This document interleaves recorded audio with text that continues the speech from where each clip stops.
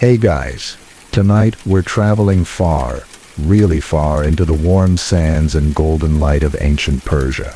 You know, that place where every stone looks like it has seen 1,000 sunsets and every cup of tea tastes like poetry. We're going to talk about how people here, long before Netflix or doom scrolling, managed to fight off boredom.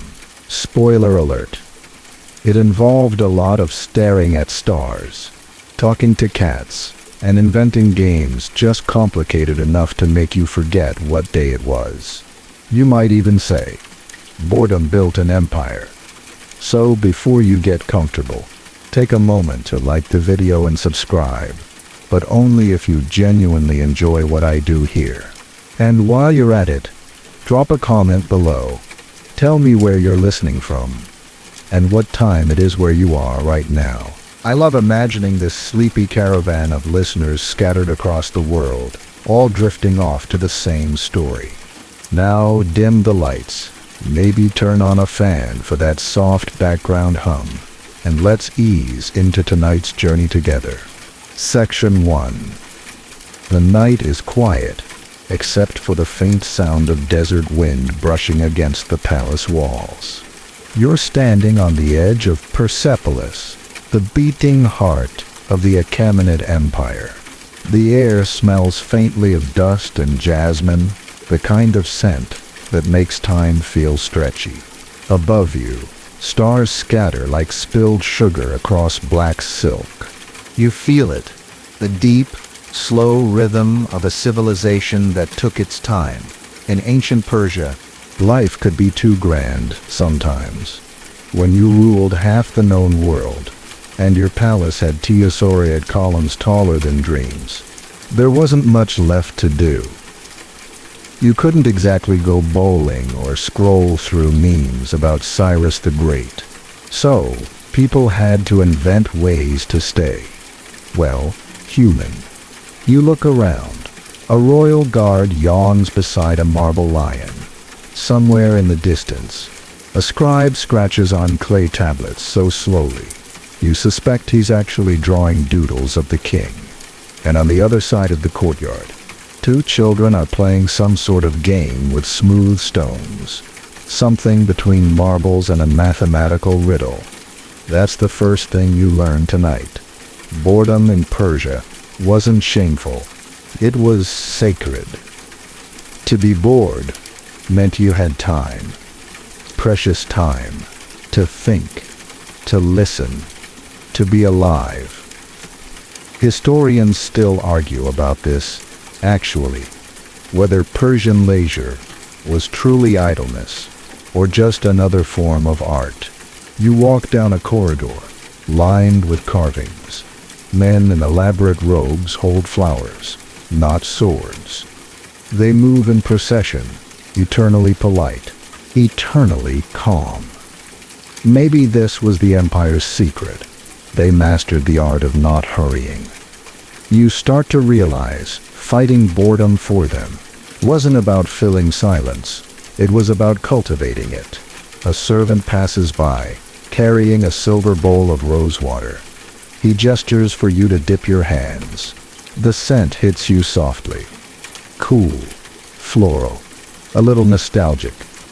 In the background, someone is softly plucking the strings of a santur, a Persian dulcimer. The notes float in the night, like moths circling a lantern. You sit down on the palace steps. The marble is still warm from the day's sun. A storyteller approaches. A tall man with kind eyes and a beard like the edge of a cloud. He starts speaking in a low, rhythmic tone. You can't understand the words, not yet, but you recognize the melody of boredom turned beautiful. He tells you about how Darius the Great would walk his gardens when his mind felt heavy, how he'd pause to watch bees hover over the pomegranate blossoms. A good ruler, the storyteller says, knows how to stand still. And you smile, because you get it now. Fighting boredom here didn't mean chasing noise. It meant discovering quiet layers in the simplest things. A jug of water, a sunset, a shared silence between friends. A curious thing, though. Some archaeologists think the Persians built their gardens not just for beauty, but as a psychological tool, a controlled space of order and shade, to soothe the restless human spirit in a hot and unpredictable world. Others disagree, saying the gardens were political, a display of cosmic power, paradise on earth, literally. Either way, you find yourself walking through one. The wind rustles the cypress leaves. The fountains gurgle softly, and you can almost hear time breathing. You catch a glimpse of your reflection in the water, blurry, almost dreamlike. And for a moment, you feel part of something ancient and unhurried. The moon is high now. Somewhere beyond the palace walls, the desert hums its endless song. And you realize in ancient Persia, boredom wasn't an enemy. It was a teacher. It taught patience, imagination, maybe even kindness. Because when life slowed down enough to be boring, you finally notice the world around you. You close your eyes. The music fades. The scent of roses lingers. Tomorrow, you'll explore how even kings found ways to escape the weight of too much time. Section 2. The palace gardens are still heavy with morning mist when you open your eyes again. Somewhere, a peacock is screaming, which sounds majestic in paintings, but mostly just makes you spill your tea. Welcome to another day in ancient Persia, where even boredom dresses itself in silk and gold. You find yourself wandering through the heart of a royal residence, where the king's idea of leisure looks suspiciously like a full-time job. Servants hurry about arranging trays of figs, honey and almonds. Musicians tune instruments for a performance no one will quite listen to. And in the distance, a royal architect debates the geometry of the latest column. The empire is awake, but not exactly alive. More like it's moving through a luxurious daydream. They call this the time of the Achaemenids, an empire so vast that a letter from the king might take weeks just to reach the next province. So imagine the waiting. Imagine the stillness between news and reply. Historians say courtiers filled that time with rituals, slow walks through gardens, philosophical games, and hours-long poetry recitals that no one dared interrupt, not even to sneeze. You follow the sound of laughter to a shaded courtyard. A group of nobles sits around an ornate pool, tossing flower petals into the water. They're betting, gently, politely, on which petal will drift to the other side first. You half expect a prize of gold or jewels, but no. The winner simply gets to quote a line of poetry about victory. That's it. That's the whole sport.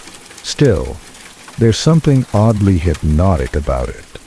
The petals spin, glinting in the sun, while the men sip sweet wine and debate whether boredom is a divine test or a sign of spiritual refinement. One claims that only the gods can afford to be truly bored.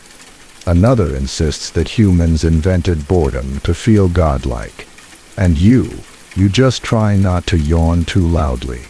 A scribe joins the group, holding a wax tablet. The king wishes to be amused, he says in a whisper that travels faster than the wind. The nobles sit straighter instantly. Amusement in this place is not optional. It's practically a political duty. They gather ideas, a parade of exotic animals, perhaps a story competition, a poetry duel. You watch the brainstorming session unfold with a kind of sleepy fascination. One man proposes releasing perfumed pigeons into the courtyard. Another suggests teaching a monkey to pour wine. Everyone nods solemnly, as though both are matters of state importance. At last, They settle on a plan, the game of shadows. The courtiers will act out stories from Persian folklore, while the king guesses the moral. A bit like charades. If charades decided who got promoted. You take a seat in the corner as the performance begins. One man pretends to be a lion, crawling awkwardly across the marble floor. Another twirls his robe, playing the desert wind. The audience watches with the quiet intensity of people who must look entertained. The king, seated beneath a canopy of silk, smiles faintly. Maybe he's amused. Maybe he's just calculating tax routes. Hard to tell. There's something strangely human in the scene. This royal struggle to stay interested in life. You wonder if even the great Xerxes ever stared at the ceiling, thinking, is this all there is? A historian named Mary Boyce once wrote that Persian rulers cultivated grandeur as a state of mind. Others argue they simply built beauty to fight the endless sameness of power. The debate continues, and honestly, both sound right. When everything you touch turns to gold, you start to miss the color gray. A servant offers you a plate of saffron cakes. You take one. It melts on your tongue like a sunset. His Majesty will now walk in the garden, the scribe announces, as though it's breaking news. Everyone rises. The peacocks follow. You follow too. The king moves slowly, deliberately. He pauses to admire the way light filters through grapevines. Even the sun obeys my schedule, he murmurs. Not in arrogance, but in boredom, disguised as wisdom. You can't help but chuckle softly. And yet, you start to see the charm. For the Persians, boredom wasn't wasted time. It was a stage on which patience, ritual, and beauty could perform. Every detail mattered. The sound of fountains, the rhythm of footsteps on stone, the whisper of silk. Even a sigh could be art, if done elegantly enough. A child runs past, chasing a butterfly. For a moment, the king smiles. Truly smiles. It's small, fleeting, almost invisible. But it's real. You realize that even in this world of marble calm, joy exists in small accidents. The afternoon sun turns the courtyard gold. You sit beneath a fig tree, watching shadows stretch and twist. The peacock screams again. Somewhere, incense burns, and a musician hums a tune that sounds like the color of honey. You close your eyes. You can feel the empire breathing, slow, rhythmic, unhurried. Maybe fighting boredom wasn't about entertainment after all. Maybe it was about surrendering to the stillness, learning to be okay with time's gentle crawl. You sigh. A royal guard gives you a disapproving look. Apparently sighing is his department. Section 3. The next day, the sky over Persepolis looks like brushed copper, warm, silent, and a little too bright for comfort. You wake up to the faint clack of wooden pieces sliding across a board. When you sit up, you realize you're surrounded by men in long robes, eyes fixed on what looks like a very serious table game. Someone leans over and whispers to you, "Chat rang." You blink. "Bless you," you say.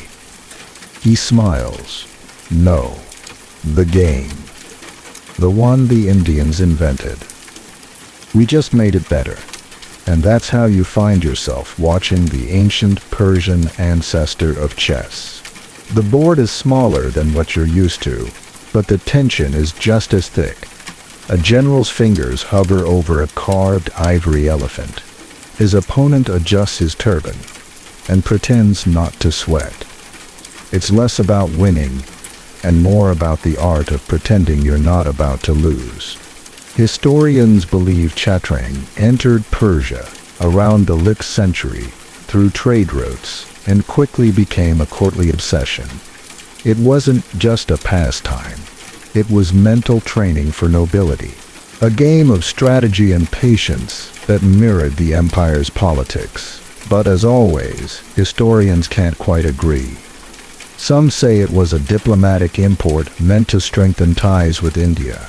Others think Persian scholars adapted it as a philosophical metaphor for fate. Either way, it was the kind of boredom that made people smarter. You kneel beside the board.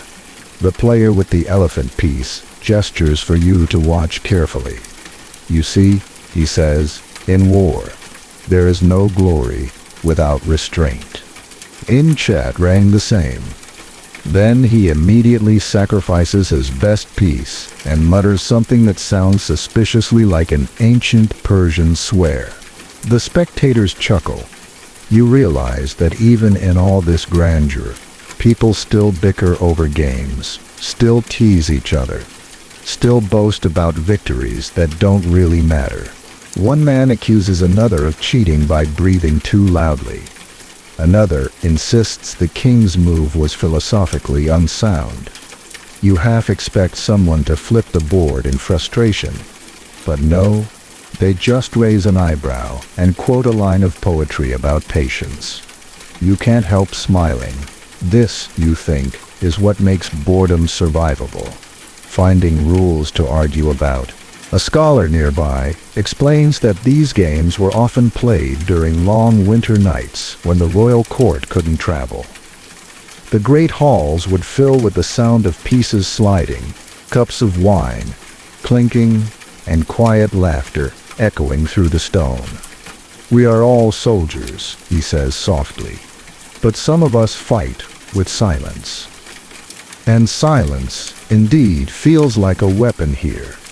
The tension of waiting for the next move stretches out like a drawn bowstring. Even the flicker of a lamp seems hesitant.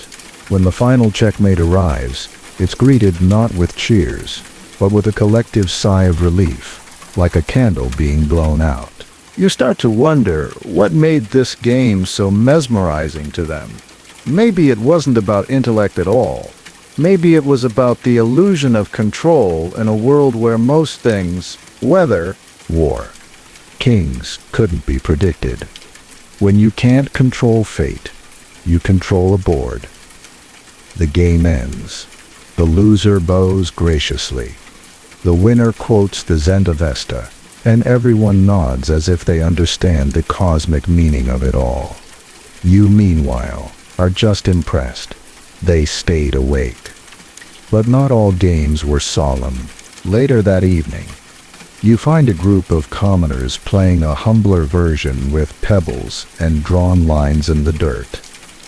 They're louder, funnier, less careful. These stakes, a handful of dates and bragging rights. One woman beats 3 men in a row and laughs so hard she nearly drops her head scarf. Strategy, she says, between giggles, is knowing when your opponent is hungry. You realize boredom in Persia wasn't divided by class. It was a shared condition, a reminder that even in empires, everyone needs something pointless to care about. As the sun sets, the royal tutor approaches you. You know, he says, our word Shah the king lives on in this game. Shah Mat. The king is helpless. Checkmate, you whisper. He nods pleased. A little piece of Persia. In every game you play. It hits you then. Centuries later, across continents, in quiet living rooms and rainy cafes. People are still fighting boredom with the same board. The same dance of patience and chance. The Persians never really lost their game. They just taught the world how to keep playing it. The tutor gathers the pieces, folds the board, and smiles. Enough thinking for tonight, he says. Even wisdom gets sleepy. You stand, stretch, and look out toward the desert. The horizon glows faintly pink. Somewhere beyond it, caravans carry silks, spices, and stories, each move on the board, echoing into history. And for the first time, you don't mind the silence. It feels perfectly placed, like checkmate. Section 4. Night falls again, soft and amber, and you find yourself traveling beyond the palace, away from polished marble floors, and into the raw heartbeat of Persia, the campfires. You can smell the wood smoke before you see the glow. The desert wind hums through the dunes like an ancient lullaby. You follow the sound of voices, low, rhythmic, like waves rolling against stone. A caravan has stopped for the night, and merchants are gathered in a wide circle, wrapped in shawls, faces flickering in firelight. One of them waves you over. "Come," he says. "You look bored. That's dangerous. You sit." Someone passes you a cup of warm milk spiced with cardamom and saffron. It tastes like comfort and a hint of curiosity. "This," says an older man beside you, "is how we fight boredom here, one story at a time." He's right. The Persians were world-class storytellers long before Scheherazade made it fashionable. To them, a well-told story wasn't just entertainment, it was medicine. It soothed the restless mind, stretched the imagination, filled long, empty hours between journeys, and sometimes it helped you stay awake just long enough to keep the wolves away. The storyteller begins. His voice is deep but unhurried, weaving words like silk threads. "There was once a boy," he says, "who tried to teach a camel to sing." The group laughs. You laugh too. It's ridiculous. But that's the point. The story is about patience, or the lack of it. The boy spends years teaching the camel, Only to discover that camels, like kings, rarely listen. Someone adds, "At least camels don't write laws." More laughter. Even the stars seem to tremble with amusement. The night deepens. As each tale ends, someone else takes up the rhythm. A woman tells of a jealous genie trapped in a jar of rosewater. A trader spins a yarn about a flying carpet that only worked when the rider was humble. There's always a moral, though it's often hidden beneath jokes. Historians. One young man says, between sips of tea, argue about whether our stories came from India or Greece or nowhere at all. He shrugs. Maybe they came from boredom. Maybe boredom is the mother of invention. You nod. There's truth in that. The trade routes didn't just carry silk, they carried imagination. Tales traveled faster than goods, growing stranger with each retelling. You realize that in a world without books or screens, oral storytelling wasn't a luxury. It was a survival skill. Someone reaches into a satchel and pulls out a small pouch. When he opens it, a wave of scent hits you. Sweet, smoky, unfamiliar. Frankincense. The man tosses a few grains into the fire. The smoke twists upward, shimmering. Spirits love stories, he says. They hate silence. You watch as the flames shift colors, the orange deepening to blue. Shadows move across the listeners' faces like liquid. The air feels slower, thicker, almost holy. You start to understand why the Persians loved mixing scent and storytelling. It turned words into something tangible, something that lingered long after the tale ended. Nearby, a young traveler pulls out a small lute. He begins strumming a lazy, repetitive melody that sounds like the fire's own heartbeat. The song has no chorus, no clear beginning or end, just the kind of tune that makes you forget time exists. one of the merchants leans toward you. In our language, he says softly, the word for story and the word for scent share the same root. He pauses, letting the idea sink in. Because both fade slowly, and both leave something behind. You close your eyes for a moment, breathing in smoke and spice. It's strangely hypnotic. The storyteller's words seem to stretch and ripple, as though they're wrapping around you. You can almost see them, the genie, the camel, the laughing sky. But then someone says, half jokingly, of course, there's no proof any of this happened. And everyone bursts out laughing again. Even back then, the Persians had skeptics. They didn't believe everything. They just liked how it sounded. That's the beauty of it. In this world, truth isn't as important as rhythm. The stories don't need to be real to be remembered. They only need to feel right. The fire crackles, shrinking slowly to embers. Someone pours the last of the tea into your cup. It's gone bitter, but you don't mind. Above, the sky stretches endlessly, and for a brief, impossible second, you can feel how vast this empire really was. Not in its wars or its wealth, but in its words. You realize the Persians weren't fighting boredom after all. They were taming it, turning it into music, smoke, laughter. The storyteller stands, stretching. Enough for tonight, he says. Let the silence tell the next tale. The others nod. They pull their cloaks closer, settle into the sand, and let the desert's hum take over. You lie back, watching the stars burn quietly. Somewhere far beyond the horizon, another caravan gathers around another fire, telling another story. And you think, if boredom is the shadow of time, then tonight, you've seen how beautifully it dances. Section 5. By the time the fire dies to gray ash, the sky is already paling toward dawn. You stand, stretch, and look east. The air is cool, touched with the faint sweetness of dew and distant jasmine.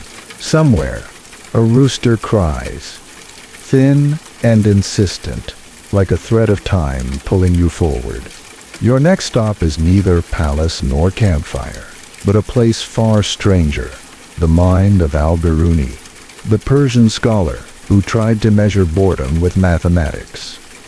He lived 1,000 years ago, in the golden age of science and philosophy, when scholars still believed that curiosity could explain everything, even the weight of silence. You find him in a small study filled with scrolls, sand clocks, and the scent of old ink. He is sitting cross-legged beside a bronze astrolabe, its rings glinting in the early light. "Come," he says, without looking up. "You're just in time for an experiment." You hesitate. "An experiment in what?" "In waiting," he replies, smiling. He explains time to him was a river, and boredom was the still water at its edges. When people feel bored, he said, they are not empty, they are overflowing. Their minds move faster than the moment allows, he murmurs. So they rebel. He gestures toward a small hourglass on his desk. Watch the sand. You do. At first, it's nothing special. Just grains sliding down, slow and steady. But then, as he keeps talking, something shifts. The trickle becomes hypnotic. You start to sense how each grain carries its own fraction of eternity. "Do you feel it?" he asks. You nod. Time slowing. Time's revealing, he corrects. Boredom is not absence, it is presence uninvited. He stands, pacing between shelves of parchment. On one, you glimpse a diagram of the stars. On another, a map of the human soul, drawn like a constellation. In Persia, he says, we believed that even the stars grew restless when they stayed too long in one place. Perhaps that is why they move. You laugh softly. So boredom drives the heavens. Of course, he says, as if it's obvious. Even God must have been bored before he created light. It's a dangerous thought, but he says it gently, with the calm of someone who has lived too long in silence. His hands move as he speaks, tracing invisible patterns in the air. When I was a child, he continues, I used to lie on the ground and watch shadows crawl across the courtyard wall. That was my first education, the art of not hurrying. You look around the study, every object here, every tool, scroll and lens, seems designed to slow the mind down, to stretch perception. Even the hourglass feels like a teacher, whispering that patience is a kind of power. Al-Biruni pours you a cup of dark, bitter coffee and sits again. Tell me, he says, why do you run from boredom? You think about it. The question feels oddly modern, because it feels like dying. You say. He nods. Yes, that's because it is. A small death of the old self before the next thought is born. Outside, a light breeze stirs the curtains. Birds begin to wake, singing without urgency. The scholar listens, then smiles faintly. You see, even they know how to fill the silence. He opens a small wooden box and takes out a fragment of quartz, cloudy and shimmering. Do you know what this is? A piece of the earth's patience, he says. 1,000 years of waiting turned into light. You roll it between your fingers, feeling the cool surface. It's true. Something about it hums quietly, as if time itself is trapped inside. He notices your expression. That is why we study the stars, he adds, not to escape the world, but to remember how to stay. The room grows still again. The only sound is the soft whisper of sand, finishing its fall in the hourglass. You realize you've been watching it the whole time, caught in its rhythm. He smiles. There, he says. You see, the mind resists boredom until it learns to listen. And for a moment, you do listen to the silence, to your own heartbeat, to the faint scrape of wind against stone. It's as if the world is pausing just long enough to be understood. When you finally stand to leave, Al-Biruni doesn't stop you. He just nods toward the door. Remember, he says, every discovery begins as boredom. The universe itself was born from waiting. Outside, the sun has risen over the dunes, scattering gold across the horizon. The light feels sharper now, almost alive. You walk away slowly, thinking of the caravan fires, the king's silence, the scholar's hourglass, and somewhere between them, you start to realize boredom is not the enemy. It's the space between breaths, the stillness before invention. And in that space, something ancient stirs. Section 6. The sun climbs higher, painting the horizon in molten gold. You pull your cloak tighter as you walk along the edge of a bustling Persian marketplace. And suddenly, the hum of life returns. Gone are the philosophers and the desert's quiet wisdom. Here, everything moves. The smell of roasted chickpeas, saffron, and fresh-baked flatbread tangles with laughter and bargaining cries. Boredom? Not here. Not for a second. Or so you think. The man selling carpets waves you over. You look like someone who needs a little color in your life, he says, grinning. His beard is the color of dust, but his eyes sparkle like mischief itself. You follow him to a stall, overflowing with reds, blues, and golds so bright they seem alive. He flips one over with a flourish. "This one," he says proudly, "is the cure for boredom." You laugh. A carpet? He shrugs. You stare at it long enough, you'll see stories. He's not wrong. The patterns twist and ripple, vines becoming waves. Waves becoming beasts. Beasts dissolving into stars. The more you look, the more the carpet seems to breathe. Persian artisans, he explains, didn't just weave wool, they wove escape. Every knot, every color, was part of a quiet rebellion against monotony. In a world without screens or novels, the mind turned inward, dreaming through patterns. As he speaks, you realize the marketplace itself is an anti-boredom machine. Musicians drum on goatskin tambourines. Poets shout verses at passing crowds.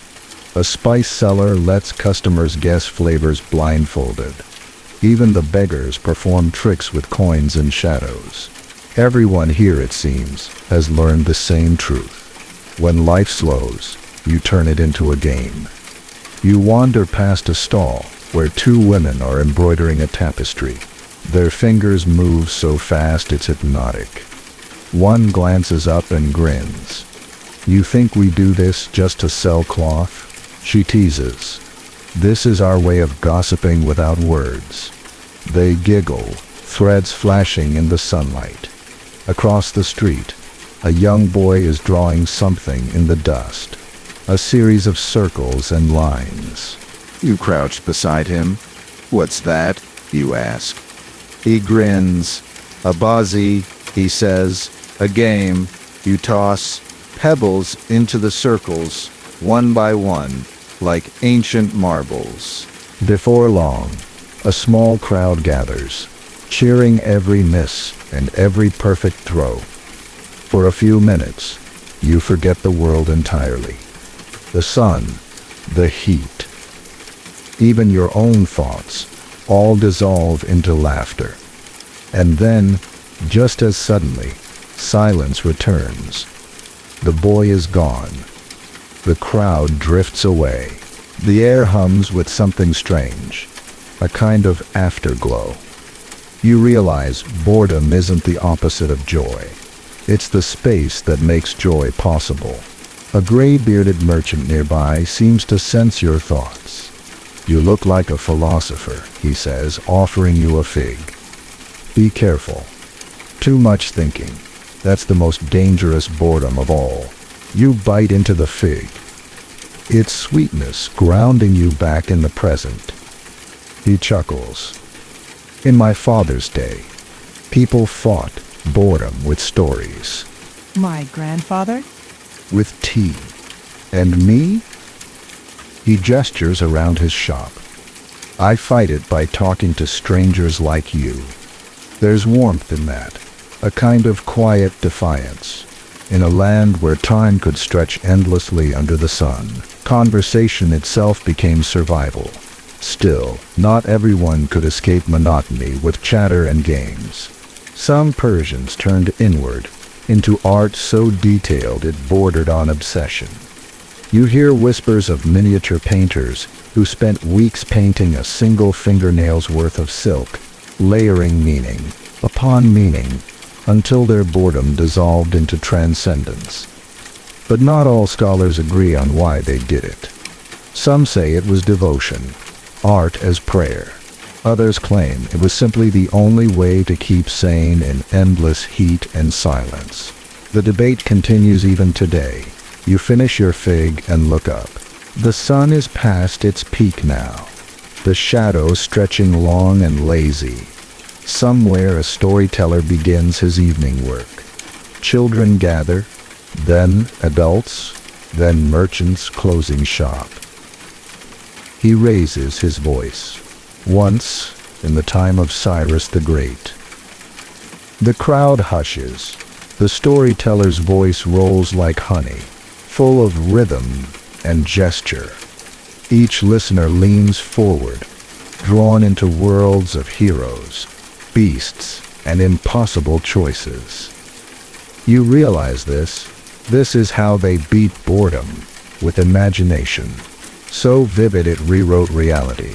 A gust of wind swirls dust around your feet. For a second, the marketplace flickers, half real, half dream.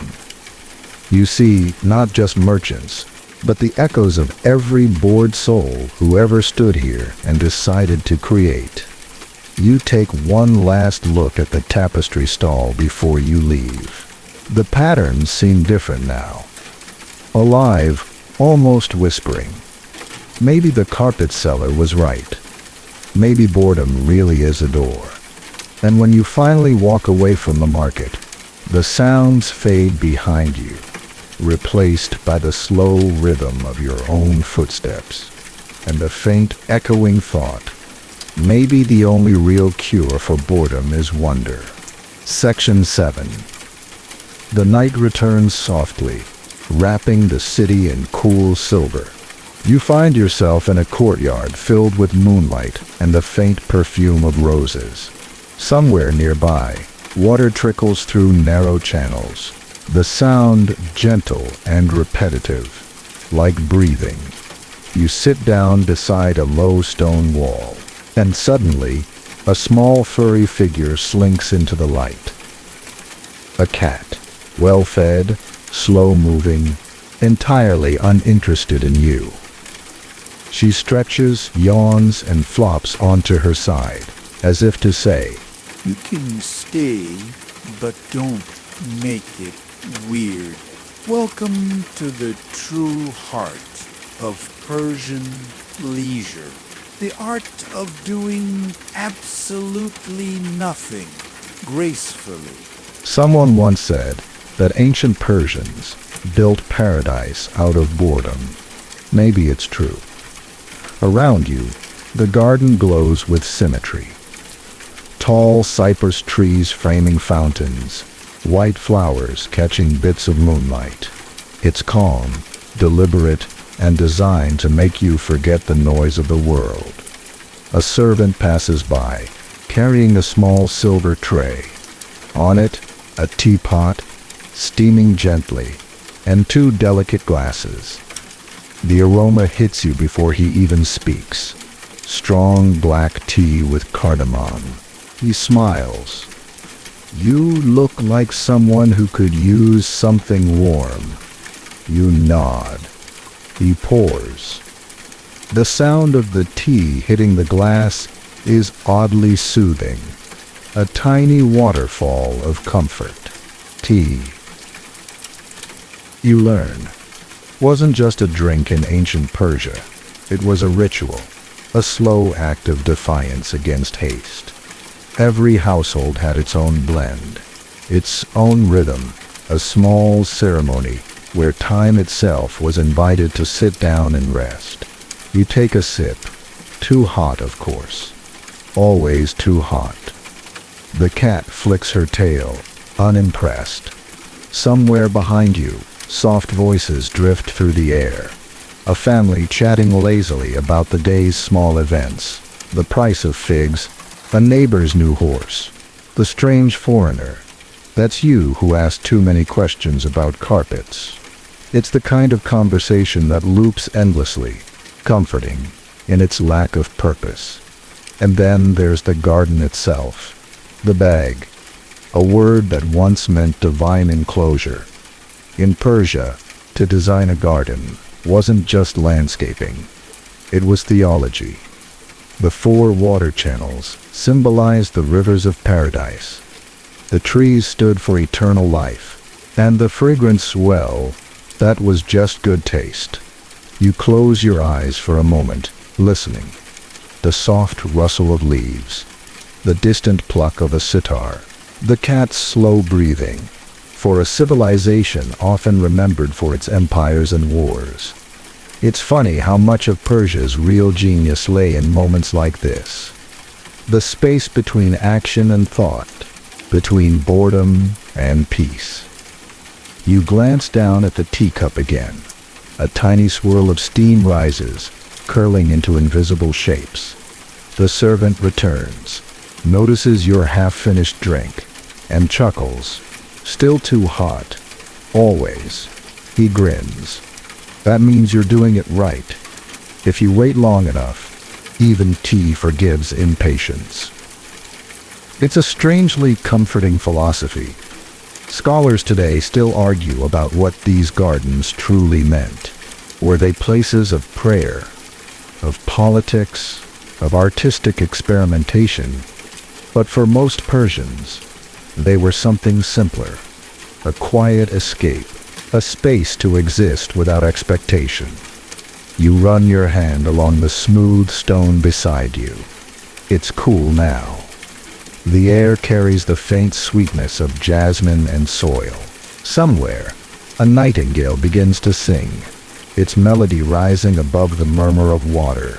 The cat lifts her head, listening, then sighs, if cats can sigh, and returns to sleep. You think about how boredom might have felt back then. No phones, no glowing screens, just the slow rhythm of daylight and darkness. You'd think people would go mad. But perhaps that's why they created these gardens, not to fill time, but to honor it. There's even a word for this kind of sacred idleness in old Persian poetry. Faragat. Meaning both leisure and freedom.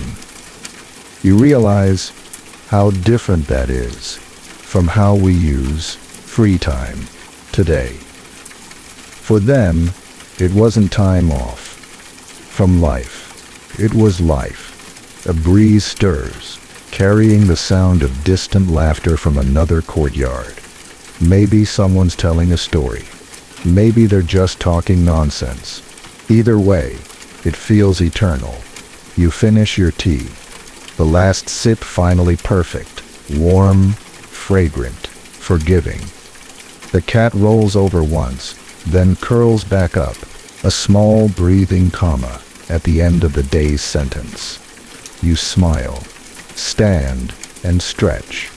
The marble under your feet is cool, and for a brief moment, the entire garden feels like it's breathing with you. In, out, calm, alive. And you realize that in ancient Persia, to master boredom wasn't to escape it. It was to make friends with it. To turn it into a companion, soft as moonlight and patient as tea. Section 8. The next morning, you wake to the sound of laughter echoing through the alleys. The city is alive again. Children chasing each other, vendors shouting half-heartedly, pigeons arguing over breadcrumbs. You follow the sound of commotion to a dusty courtyard where a crowd has gathered. At the center, a group of men are tossing small stones into the air, laughing like schoolboys. You blink. It looks like chaos. But it's not. It's a game. One man catches your eye and beckons you closer. You look bored, he says, with a grin. Perfect. Come play. You shrug, because honestly, why not? The game is called Sangandas, literally, stone throwing. The rules are simple. Toss a pebble to hit a target drawn in the dirt. Easy enough. Except the target keeps moving because one player, blindfolded, shuffles it around while humming some wildly off-key tune. You take your turn.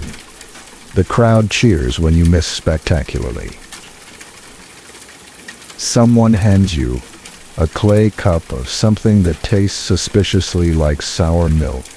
Penalty, they say, still laughing. Now tell us a joke. Pow. So that's how they keep it interesting. You clear your throat and say the only thing you can think of. A Greek, a camel, and a Persian walk into a tavern. Before you can finish, The group erupts in laughter. We've heard that one. Someone shouts, but yours was worse. which makes it better. And just like that, you realize this isn't about winning or losing, it's about sharing the joke of existence itself. In ancient Persia, competition was rarely cruel. It was clever, playful, wrapped in layers of teasing and affection. Even their sports had a sense of poetry. Take Zerkane, the house of strength, part gym, part ritual, part performance. Men would swing wooden clubs, spin in circles, and chant prayers, not just to build muscle, but to build patience. Because here, endurance was entertainment. A scholar sitting nearby tells you that even court nobles used to invent bizarre contests to fend off boredom. One involved balancing pomegranate seeds on a dagger's edge, another seeing who could recite the longest poem while standing on one leg. The trick, he says, smiling, wasn't to succeed. It was to fail beautifully. You think about that. Fail beautifully. That could be the slogan of the entire empire. As the day heats up, the players switch to another pastime, a form of storytelling tag. One person begins a tale, once upon a time, in the days of King Darius, and then stops mid-sentence, pointing at someone else to continue. The rule? No repetition, no hesitation. If you stumble, you must do something embarrassing. Sing, dance, or recite a line of love poetry to a goat. A young boy falters, forgets his line, and bursts into giggles. The crowd chants, "Goat, goat, goat." Walked until he stands on a bench and solemnly recites, "Your eyes are like twin stars." But your smell less divine.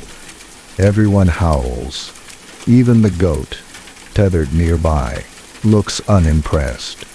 And yet, there's a strange wisdom in all this silliness. It's as though the Persians understood something we've mostly forgotten. Boredom isn't a problem to solve. It's a stage for creativity. One elder explains that during the long winters of the northern provinces, when snow buried the roads and trade halted, people would gather in coffee houses and challenge each other with riddles so complex that entire evenings vanished before the answer appeared. Some of those riddles survive today. He leans toward you, eyes twinkling. Tell me, traveler, what walks on 4 legs at dawn, 2 at noon, And 3 at dusk. You grin. That one's easy. A man. He smirks. Ah, but in Persia, the riddle ends differently. We say it's the mind. At youth, it crawls. In maturity, it walks. In old age, it leans. And in boredom, it flies. You pause. That's unexpectedly profound. The laughter fades into thoughtful silence. The players sit cross-legged, sipping sweet sherbet, letting the afternoon drift by. Somewhere, a lute begins to play, off-key, but charmingly so. A young woman walks by balancing a tray of flatbread on her head, muttering something about men and their silly games. Someone calls after her, "Join us then." She rolls her eyes but smiles anyway. Only if I can win. By evening, the courtyard glows with orange light.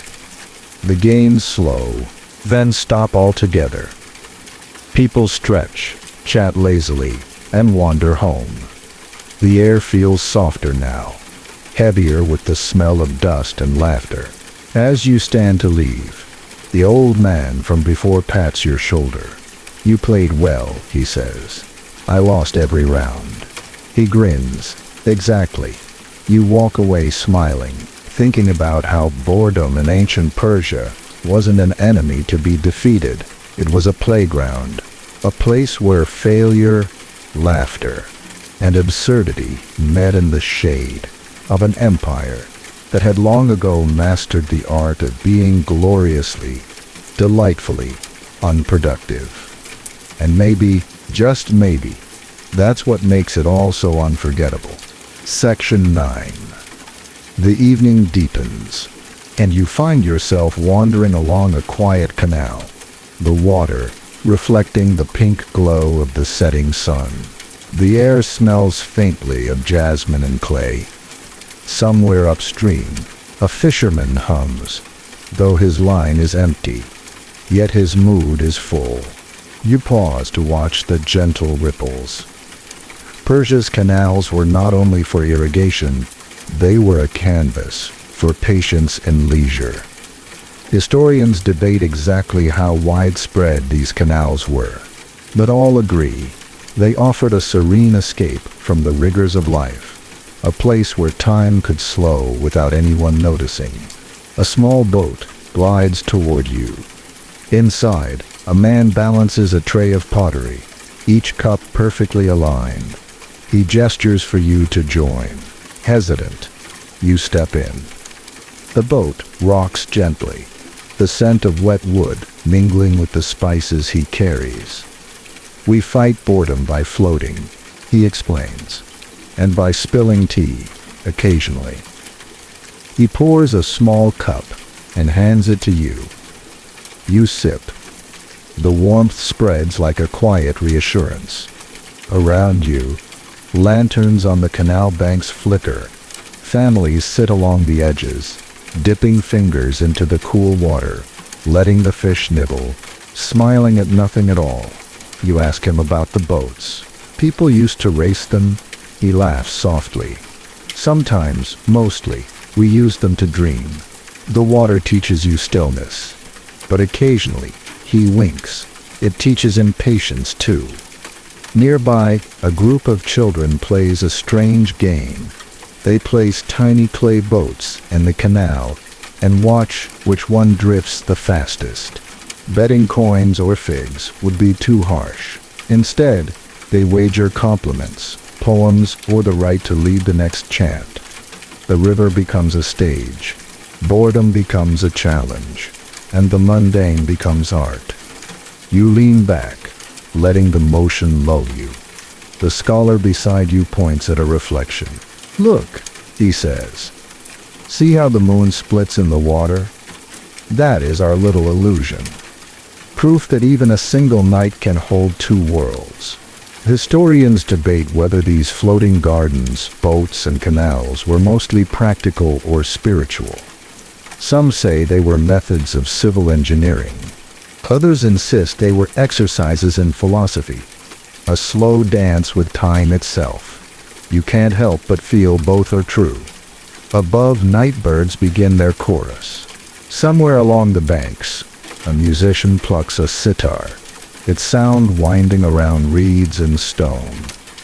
The rhythm is irregular, imperfect, hypnotic.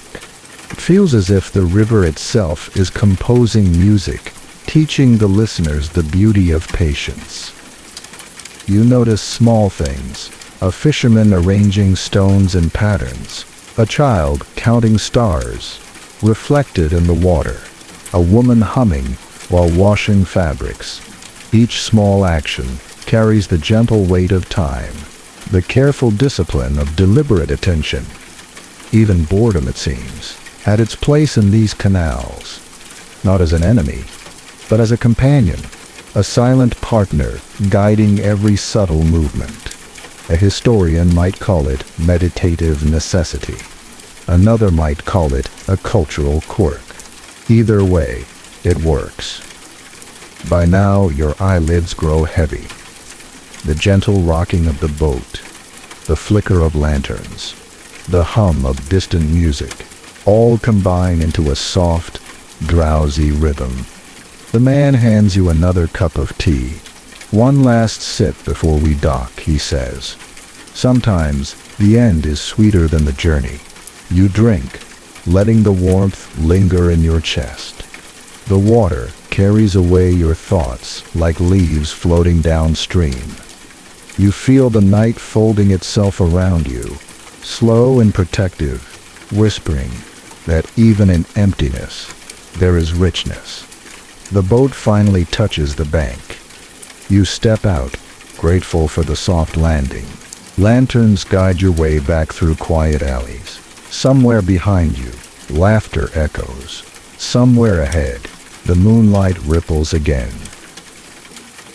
And in that quiet, you finally understand. The Persians did not fear boredom. They invited it to dance, to float, to teach. And in doing so, they left a lesson centuries later, that stillness, patience, and gentle observation are themselves forms of adventure. You take a deep breath, letting the air carry the last whispers of the canal. The night is wide, slow, and kind. Section 10. Dawn creeps over the horizon, soft pink and gold, spilling light across the terracotta rooftops. You walk through the quiet streets of a small Persian village, where the day begins with the crowing of roosters and the distant clang of pottery being shaped. Here, boredom takes on a domestic form, not through games or rivers, but in daily routines. You follow a woman carrying a basket of laundry. She hums a tune so gentle that it seems to settle the dust in the streets. As she kneels to wash the clothes in a shallow stone basin, she tells you stories of her grandmother, of strange remedies and odd customs that made long days bearable. Historians argue about how much of daily life in ancient Persia was ritualized. Some claim it was survival. Others insist it was philosophy disguised as chores. Either way, there's creativity in repetition.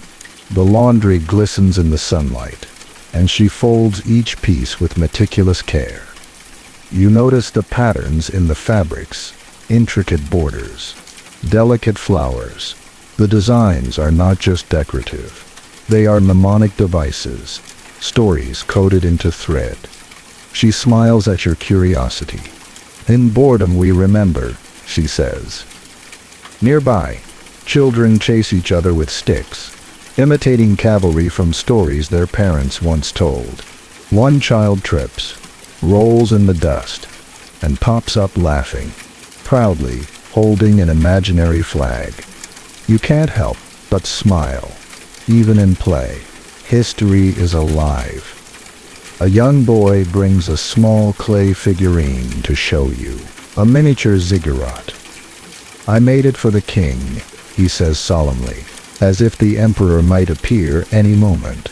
He sets it carefully in the sun, hoping it won't crumble before someone notices. You admire his patience. The villagers gather later for breakfast. Flatbreads, cheese, and honey are spread on large trays. Conversations drift slowly, like smoke from a nearby oven. The topics are mundane. A goat that wandered off. The strange weather, which spices are freshest. Yet beneath the small talk is a shared understanding. These moments, ordinary as they seem, are what keeps life alive. A scholar in the village explains that daily boredom was seen as a teacher. It forced people to pay attention to small details, the curve of a pot, the scent of freshly baked bread, the way sunlight hit the courtyard at different hours. Those who ignored it risked missing the richness hidden in simplicity. You watch an elder tell a story about a cat who learned to ring a tiny bell to get her favorite treat. The children laugh, some mimicking the cat's movements.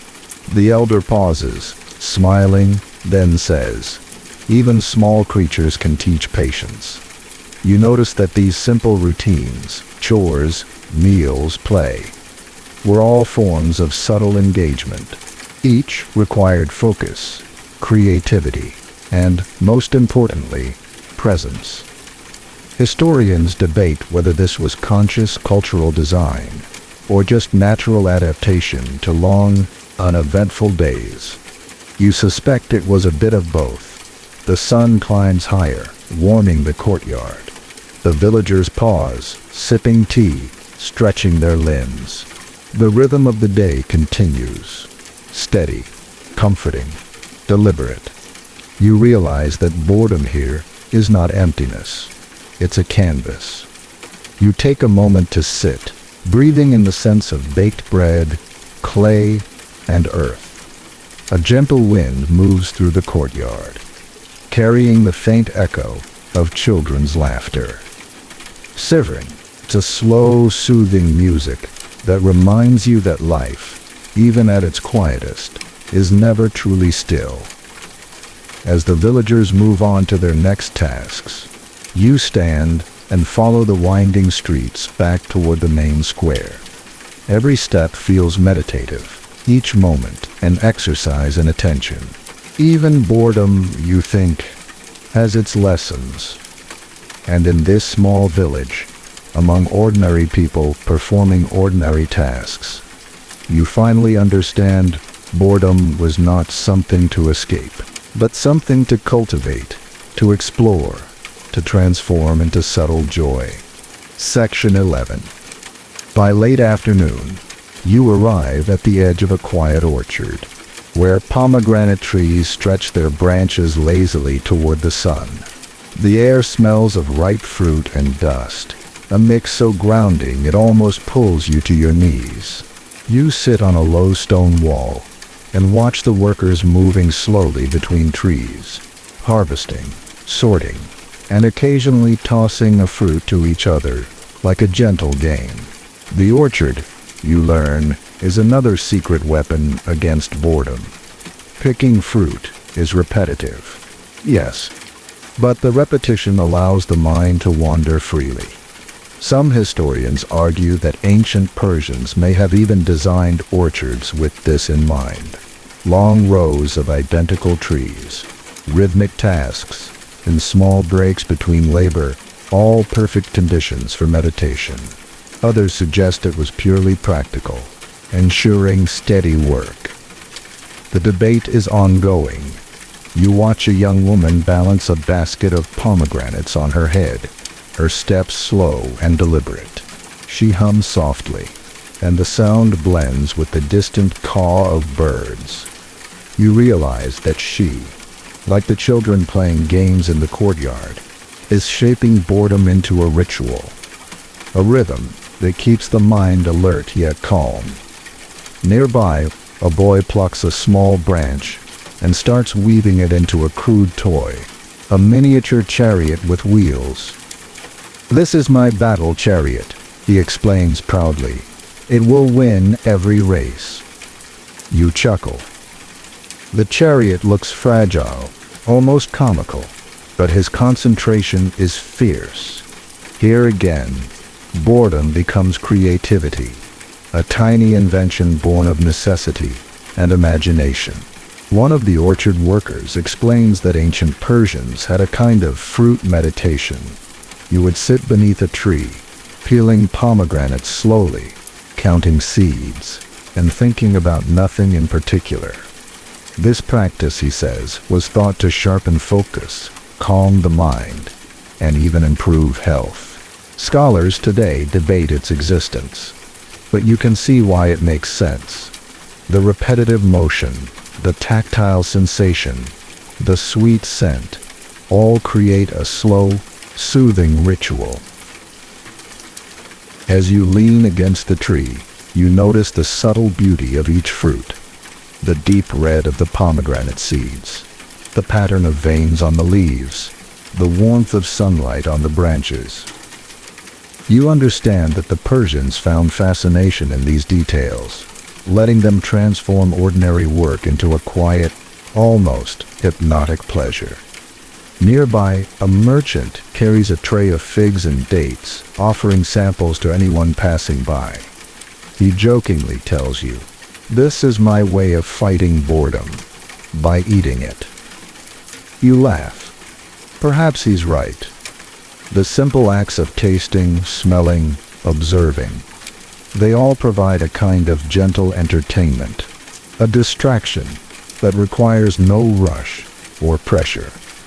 You notice that even the trees themselves seem designed to slow life down. The shade they provide, the gentle rustle of leaves in the wind, the scattered light on the ground, all combine to create an environment where boredom isn't something to escape, but something to savor. A historian in your mind whispers that in ancient Persia, such practices weren't considered trivial. They were essential for mental and emotional balance. Others argue that it's romanticized, a myth of calm pastoral life. Either way, the effect is undeniable.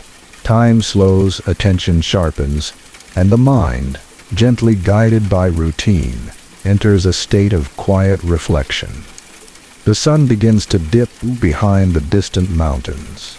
The workers gather their tools, children wander home, and the orchard falls into a calm hush. You sit, holding a pomegranate in your hand, letting its weight anchor you to the moment. Boredom, you realize, isn't empty.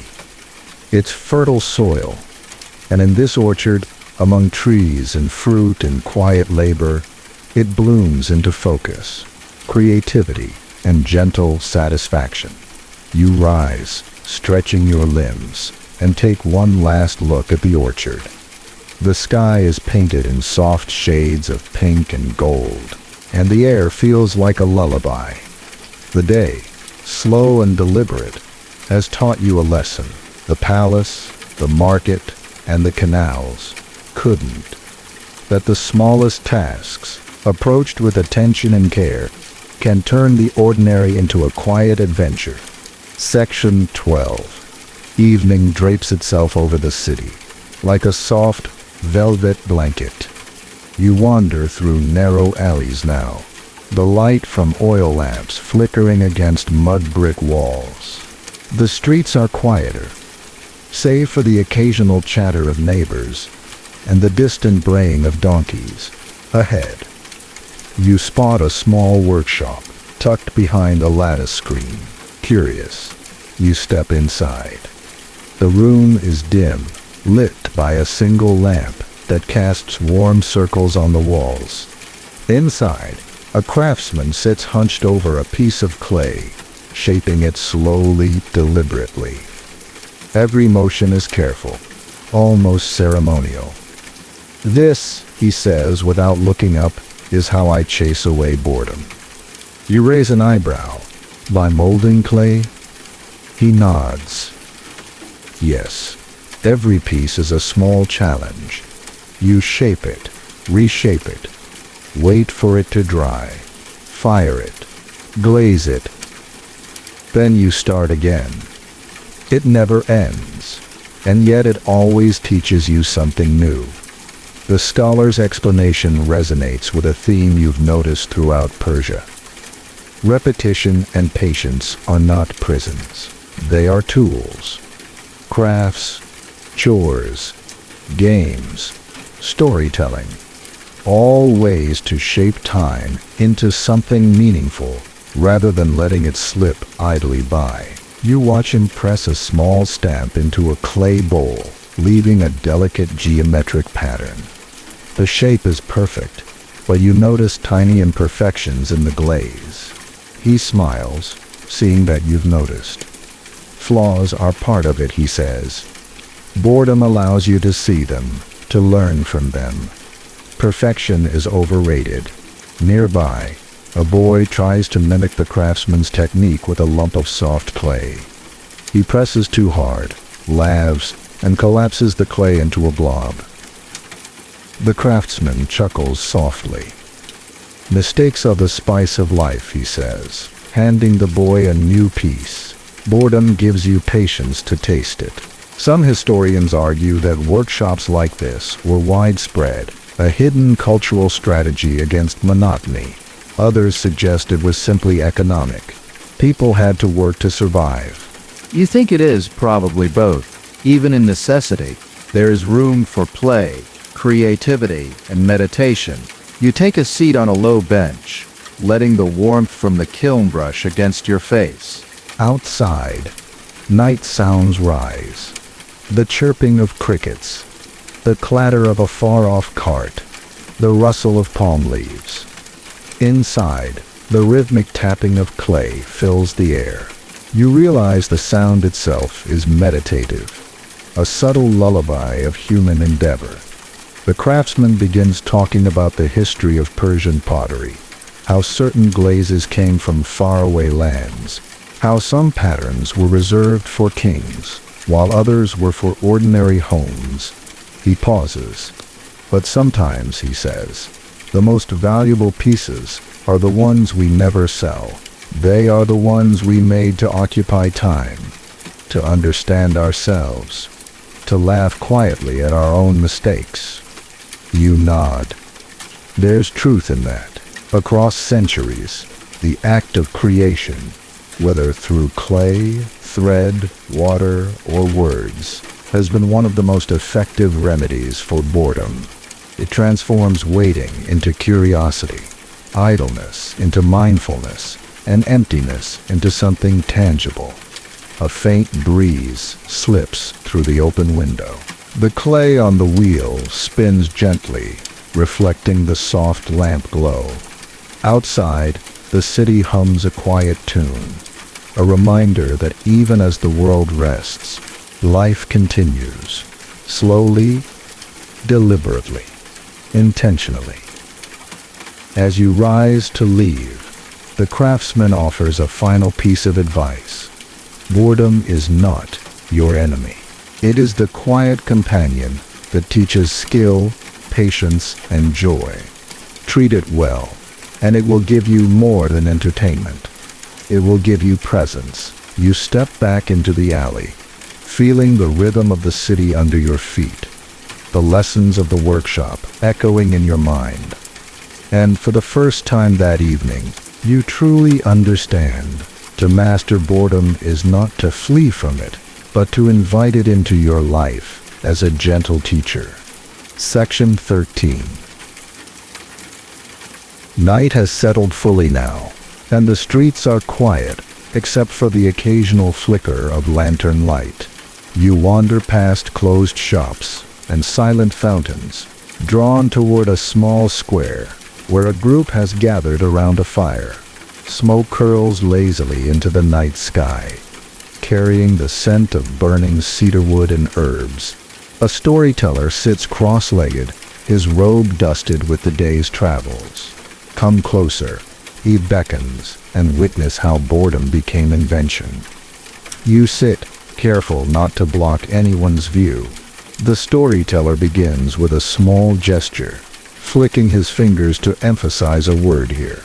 A pause there.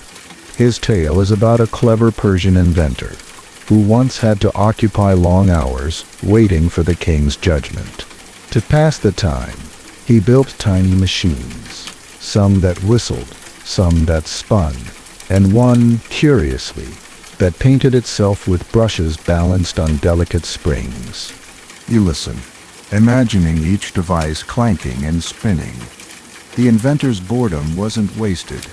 It became the mother of ingenuity. Scholars still debate whether these machines truly existed or were exaggerations to teach a moral lesson. But the lesson resonates. Creativity often sprouts from stillness, from enforced waiting, from nothing happening. As the story unfolds, you notice the crowd leaning in, eyes wide. Children mimic the motions of the spinning machines with sticks and stones, laughing when they fall. Adults chuckle softly, some tapping their fingers in rhythm to the storyteller's cadence. The firelight dances on their faces, illuminating moments of delight crafted entirely from words. The storyteller leans closer to you. Did you know, he whispers, that some of these inventions were considered dangerous because they could do things no one understood? Yet people loved them, precisely because they were strange. You nod slowly, imagining the inventor's mind, turning boredom into a playground of possibility. Outside, the wind picks up slightly, rustling leaves, and carrying the faint call of a nightingale. You realize the sounds of the night itself are part of the story. Background music, subtle but essential. A man beside you tosses a pebble into the fire, sending sparks spiraling. He laughs softly. That's how we test patience. He says, boredom can teach you focus if you let it. The storyteller continues. Now, speaking of puzzles designed to occupy scholars during long, silent retreats. Wooden boxes with hidden compartments, riddles etched on stone, and mechanical puzzles that could take hours, sometimes days, to solve. Historians still argue whether these were primarily for amusement or for cultivating mental discipline.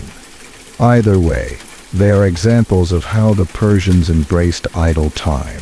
You close your eyes for a moment, picturing the spinning gears, the tapping wood, the thoughtful faces of those engaged in silent challenge. There's a rhythm here, a cadence to boredom that transforms waiting into exploration. Finally, the storyteller's voice slows. Remember, he says softly, every idle moment is a chance. It can be nothing, or it can be everything. The choice is yours. The fire burns low, casting a warm glow on the circle. You feel the night pressing in, but in the most comforting way. Even stillness is alive here. Boredom, invention, and patience have woven themselves into a quiet tapestry around you.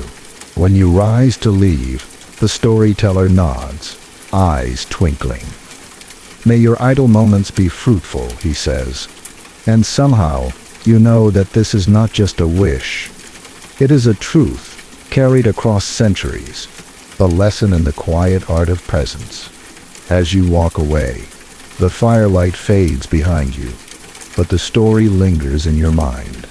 The invention, the patience, the small moments of wonder, all remind you that boredom was not the enemy in ancient Persia. It was the spark that ignited imagination, creativity, and joy. Section 14. The night deepens further, and you find yourself wandering toward the outskirts of the city, where the desert begins to stretch its quiet expanse. Sand ripples under your feet, and the air carries a gentle chill. Stars sprinkle the sky, bright and innumerable, and the vastness reminds you how small, yet attentive, a single person can feel. Here, boredom is different. There are no markets, no gardens, no laughter echoing through alleys. Only wind, sand, and the slow passage of time. Yet in Persia, even the desert offered ways to engage the mind. Nomads would spend hours observing the patterns of the stars, predicting weather, and telling tales that looped and curled like the dunes themselves. You settle beside a small fire, the flames licking the darkness, and notice a caravan of travelers approaching. They greet you warmly and invite you to share stories. Each person contributes a tale of distant lands, a recounting of clever animals, a memory of a trickster who fooled an entire village. You listen, the voices blending with the crackle of fire and the whispering wind. The Persians understood that boredom could sharpen the senses. In a place where the eye could see endlessly, attention became a game. You study the horizon, noticing shapes in the dunes, imagining landscapes where none truly exist. Scholars argue whether these exercises were deliberate meditative practices, or simply ways to stay awake during long nights, but their effect is undeniable. The mind stretches, flexes, and notices things it otherwise would not. A young traveler hands you a small piece of dried fruit. We call this a night snack, she says. But mostly, it's a test of patience. You eat slowly, savor each bite, and watch the stars while doing it. You follow her instructions, and with each chew, the night feels slower, more deliberate, more alive. Nearby, someone plays a simple stringed instrument. The tune is uneven, playful, and imperfect. You realize that in Persia, perfection wasn't the point. It was the engagement, the mindfulness, the way small acts of attention transformed empty space into rich experience. Even boredom, here in the desert, becomes a canvas. A man points out constellations, telling their stories. Heroes, beasts, and divine figures, frozen in the sky. Some historians dispute whether the exact interpretations were consistent across regions, but the ritual remains clear. Stars provide focus, imagination, and a shared sense of wonder. You stretch out on the sand, letting the fire's warmth fade into the cool night. The desert, empty, yet full, teaches you patience, curiosity, and quiet joy. You notice that the smallest details, a shifting shadow, the flicker of a distant lantern, the whisper of sand, are magnified in emptiness. In Persia, boredom became observation. Observation became insight, and insight became a form of play. As the night deepens, the travelers settle into their tents, leaving you alone with stars, fire, and wind. You understand the rhythm of boredom now. It ebbs and flows, guiding attention, sharpening perception, and offering space for reflection. You close your eyes briefly, letting the desert's quiet embrace sink in. Even when nothing seems to happen, life is quietly unfolding. Boredom is not the absence of life. It is its gentle, patient companion, present in every whisper of wind and flicker of flame. Section 15.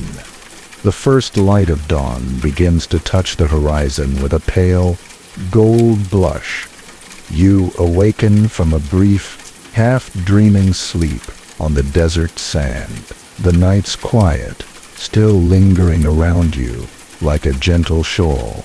The stars have faded, leaving only the slow glow of morning, and the wind carries the faint scent of distant gardens and orchards you passed through days ago. You rise and stretch, feeling the warmth of the sun gradually growing stronger. Around you, the desert seems alive in subtle ways. A lizard darts across a rock, birds begin their morning songs, and tiny insects crawl through the sand. Even here, in what appears to be emptiness, there is quiet engagement, subtle motion, and the delicate dance of life. As you walk, memories of your journey weave together. The marketplaces buzzing with curious games, the patterned carpets that breathe stories into your mind, the canals that carried patience and reflection, the workshops and orchards where small, deliberate acts transformed routine into gentle wonder.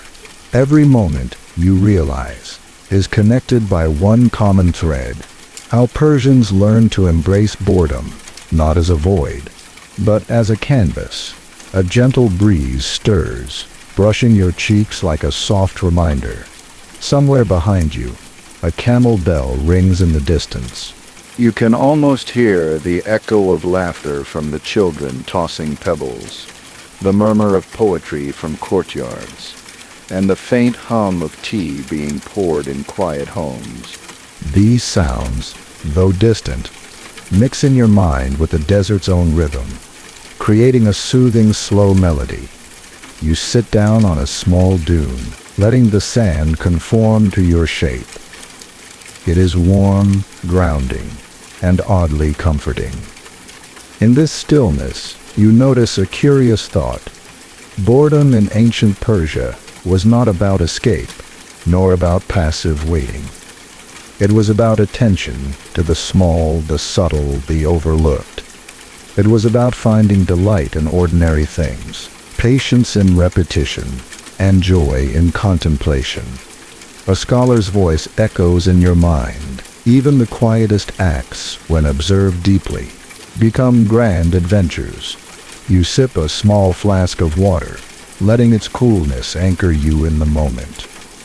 You think of the cat in the courtyard, the games with stones, the floating teacups on the canals, the spinning clay wheels, the pomegranate seeds counted one by one, each a quiet rebellion against monotony, a soft meditation on life itself.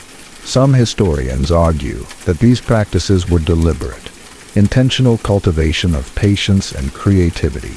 Others say it was simply necessity, dressed in cultural refinement.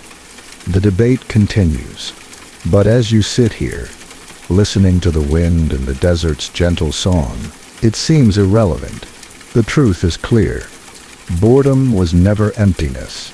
It was a subtle, patient teacher, guiding each individual toward observation, imagination, and presence. You take a deep breath, inhaling the desert air, feeling the warmth and quiet of the morning wrap around you. Perhaps this is what the ancient Persians wanted, not to fill every moment with activity, but to teach the mind the art of gentle engagement, to transform stillness into awareness, and to discover joy in the ordinary flow of time. The sun rises fully now, soft and steady, and you close your eyes, letting yourself sink into the slow rhythm of the day. You can feel the echoes of markets, gadawals, and workshops lingering in your mind, merging with the desert's silence, creating a lullaby of centuries past. Boredom, in the end, is not a burden, but a companion.